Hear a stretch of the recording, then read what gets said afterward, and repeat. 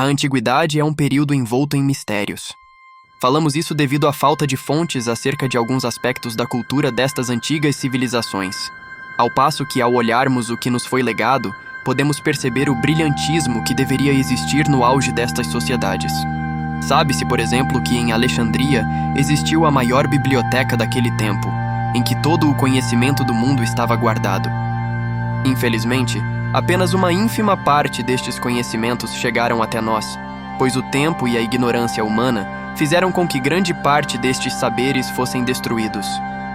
Acredita-se que entre os séculos 6 e 7, a Biblioteca de Alexandria tenha sido destruída. As versões mais aceitas sobre a destruição dessa biblioteca egípcia contam que a disputa entre diversos grupos interessados na região, como cristãos, romanos e muçulmanos, realizou pouco a pouco o desmonte de partes menores de seu acervo durante batalhas intermináveis. A destruição total, entretanto, é normalmente atribuída a um incêndio que teria sido provocado em um dos inúmeros conflitos travados em Alexandria. Após a destruição da biblioteca, perdemos muito mais do que um edifício, mas sim os grandes saberes desses povos. Estima-se que lá poderiam ser encontrados documentos muito importantes que explicariam, por exemplo, a construção das grandes pirâmides. Supõe-se também que lá existiam obras explicando a relação curiosa que os egípcios antigos haviam encontrado entre o mofo e a medicina, que Alexander Fleming a redescobriu por acaso somente em 1928, quando identificou o poder antibiótico da penicilina. Fala-se ainda de conhecimentos astronômicos como o movimento elíptico dos planetas, redescoberto apenas no século XVII por Kepler. E até mesmo o fato da Terra ser redonda já se sabia, graças aos estudos de Eratóstenes, fato esse que na Idade Média se tornou absurdo até a circunnavegação de Fernão de Magalhães. Hoje, portanto, falaremos um pouco sobre a grande sabedoria do Egito, aquilo que conseguiu sobreviver ao tempo e que hoje podemos apreciar. Comecemos pelas mais famosas provas da sabedoria e conhecimento deste antigo povo, a medicina. Os egípcios tinham um grande conhecimento nessa área, principalmente no que se refere à anatomia humana. As múmias, por exemplo, são uma prova cabal de que a perícia dos egípcios era extremamente avançada para uma civilização antiga, até mesmo chamada de primitiva. O processo de mumificação, como sabemos, envolve a retirada de todos os órgãos do corpo humano e a preparação do corpo para o embalsamento. A preservação destes corpos e as técnicas usadas para a limpeza do morto exigiam um profundo saber acerca de medicina e anatomia. Além disso, sabe-se através das fontes que restaram desse antigo povo que pequenas cirurgias eram realizadas na medicina egípcia. Para os mais céticos, o fato de saber retirar órgãos de um corpo não é um sinal de tecnologia, visto que isso pode ser feito a partir de uma incisão brutal no organismo.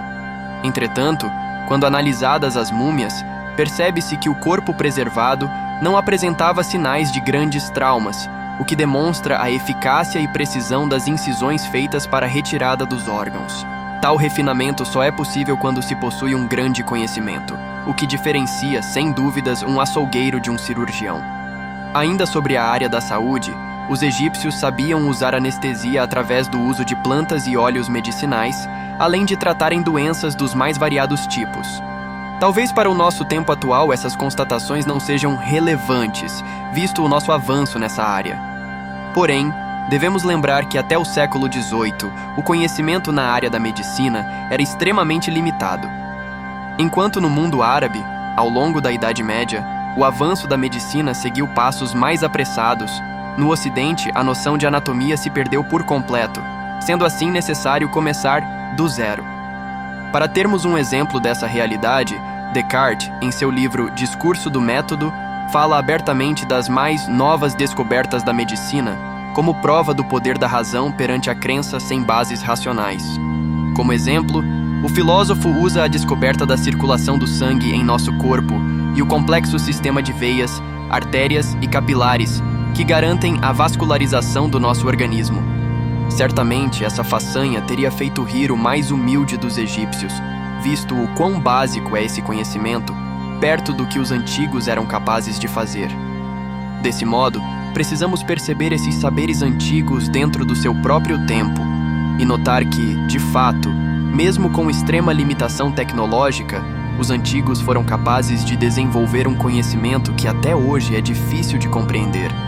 E por não compreender, acabamos dando crédito para outras explicações, como a famosa teoria de que extraterrestres seriam os responsáveis pela construção das pirâmides. Utilizamos esse argumento por não acreditar que algo incrível como essa obra de engenharia tenha sido feita por pessoas que não tinham acesso aos instrumentos e meios tecnológicos atuais. Isso apenas mostra nossa pequenez intelectual em reconhecer que os antigos detinham um tipo de sabedoria que ainda hoje é vista como perdida.